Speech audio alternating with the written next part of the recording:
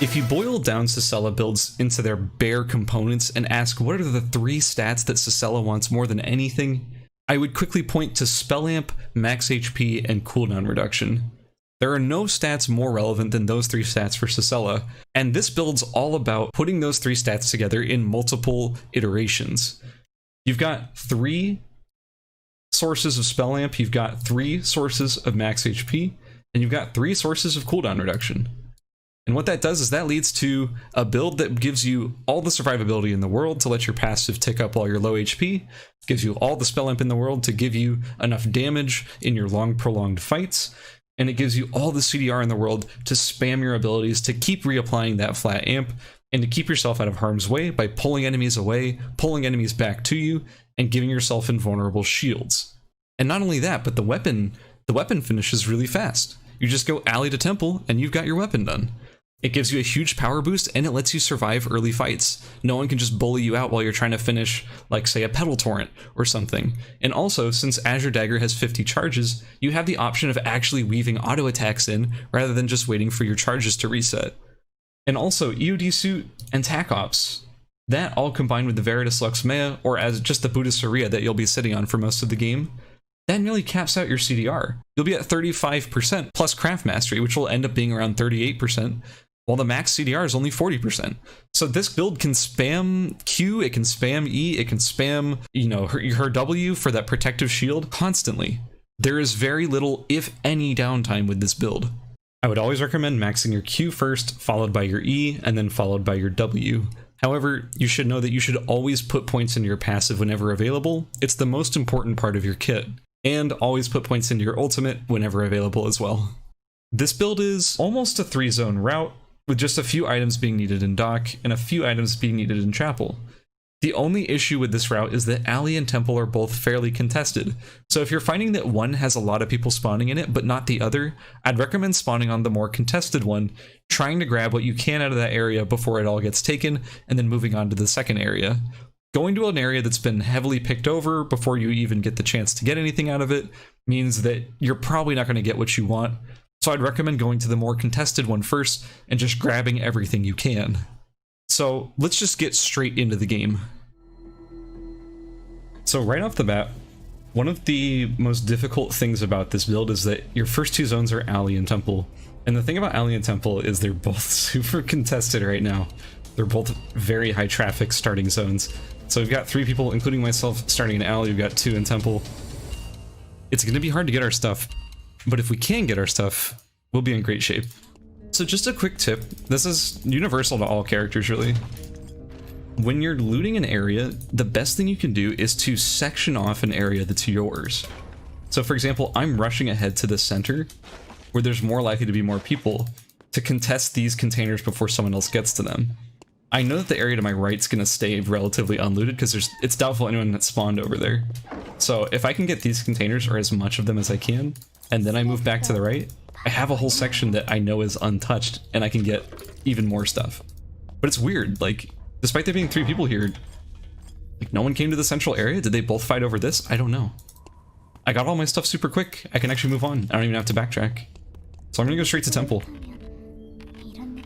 The nice thing about this build is that it is a 2-zone weapon. If we get paper, we can finish right away. Oh, there it is.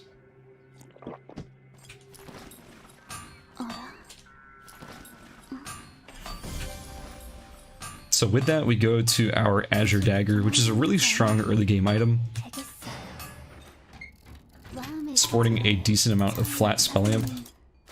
By the way, pick up any garlic lighters and ramen packets you find, because if you have extra lighters, you can make a bunch of garlic ramen, which will be your early game food. Keep in mind, we will be sitting on this Buddha Surya for most of the game, because the stats you really want from it are already present on the Buddha Surya, and almost in their full capacity. You're only missing out on 1% spell amp. That's the only difference. So we're totally comfortable just sitting on the Buddha Surya for most of the game.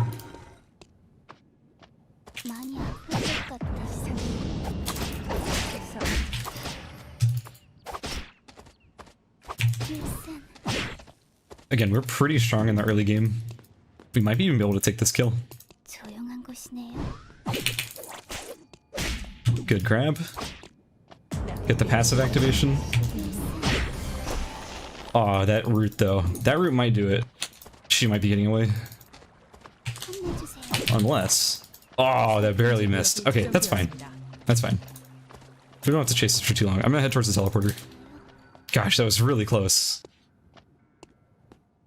Yeah, keep in mind, when you're playing Sissela, something that's really important as part of your quote-unquote combo is to constantly be picking up your Wilson that you throw out, because your passive actually does a lot of damage, and it contributes a nice little slow, too. So weaving those auto attacks into your combos is actually essential to playing Sissela. I'm just gonna throw out a random ult, see if I can follow up that other Sissela's ult for damage. Nah, no kills. Nice, got our slippers. Finishing Strict Jackets is a big power boost to Sissela. She doesn't really have that bad mana issues, but getting that definitely makes it so she has no mana issues. And it speeds up your looting, it speeds up just basically everything.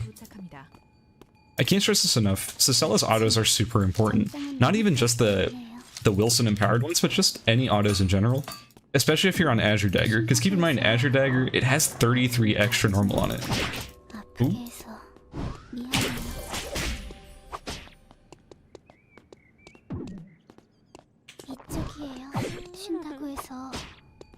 Honestly, I don't really want to all in. Because if she just like gets a nice combo and then ults us, we're pretty much dead.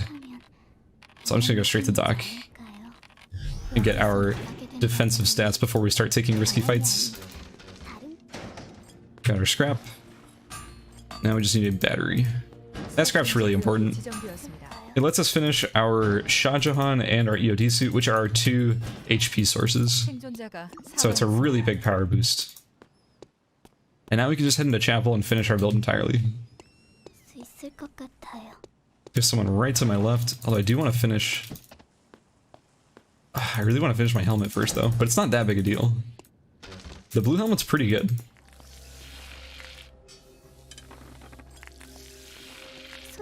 Now that's a free kill.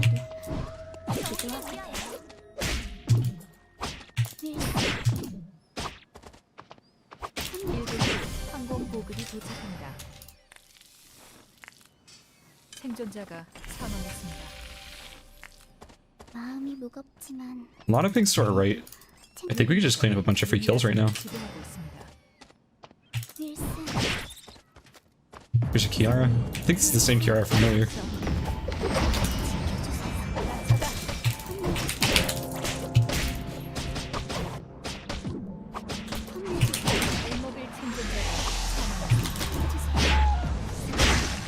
Here we go.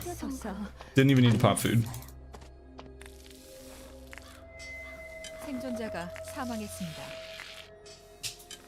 So one thing I noticed a lot of Sissela's doing incorrectly is that they undervalue their Caltrops skill.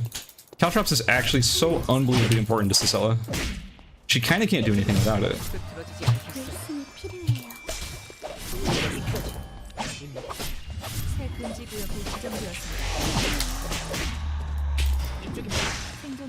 So this Yuki thinks he can actually chase us, but that's actually where he's completely wrong.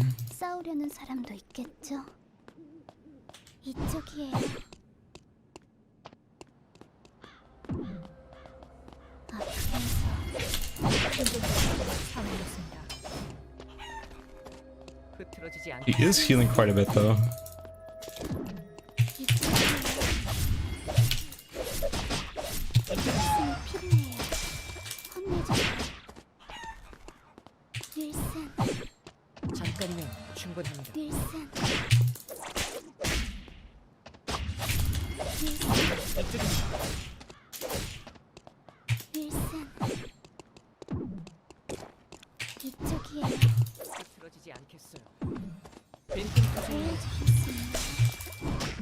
There we go. We do win the prolonged fight, like, almost every time. It might get a little close here and there, but we should win.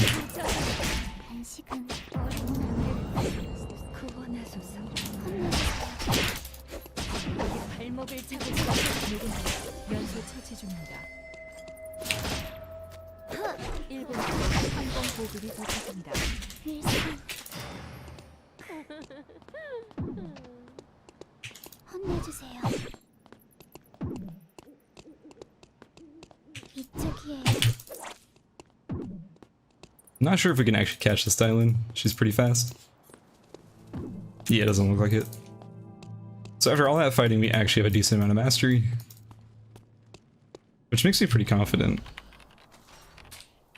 I can say right now that, ooh, she's over there. She's actually kind of hurt too. Hey, yeah. If she's not healing, she may not have food.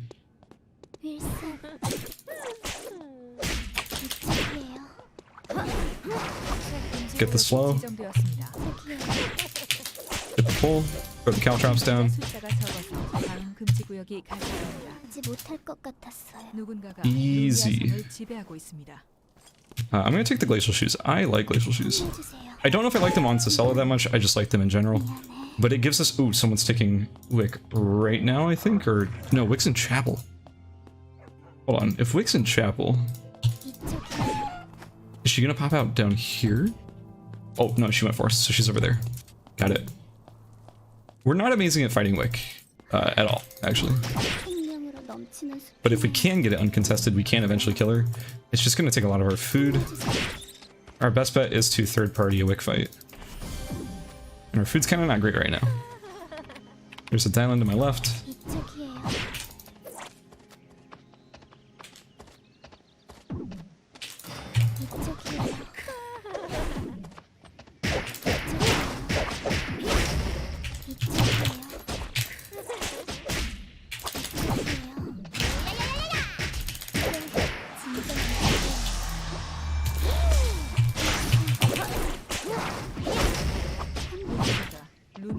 지배하고 있습니다.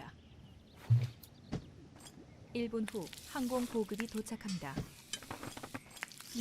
Two more health potions will go a long way. Where is Wick?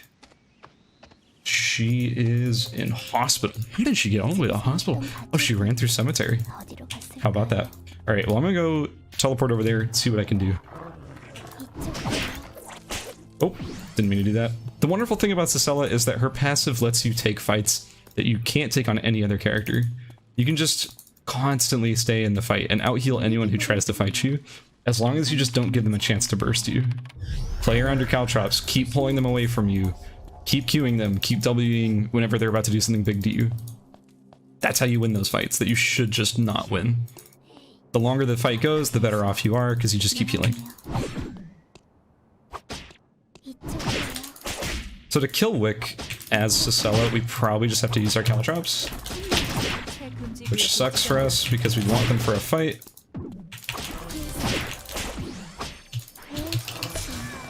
But you gotta do what you gotta do. Only got one guy left to deal with, and it looks like it's a twin bow, double mithril Hedgen, which, I'll be honest, is not what I expected to be the last thing to fight after this long game. I was expecting something more along the lines of like, oh, it's Hyun. Oh, well, there he is. Oh.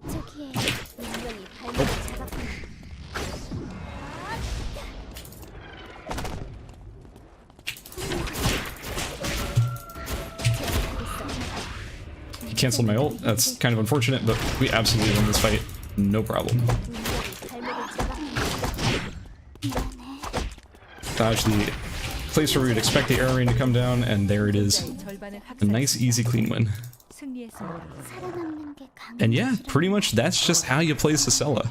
And that's how this build excels. If you noticed, we still had good damage. We could still grind people out in fights. Like, if you think for a second that just because we're not building a ton of spell amp means we can't win in fights, it's not true. We can win these fights.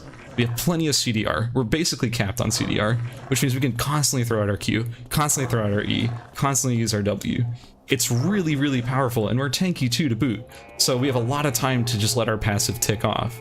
So yeah, anyway, that's pretty much how you play Sissela with this build. I came up with this build probably a few weeks ago, and I've been loving it ever since. It's my favorite Sissela build. It's not even close. It works in solos, it works in squads. Try it wherever you like. Trust me, it'll work.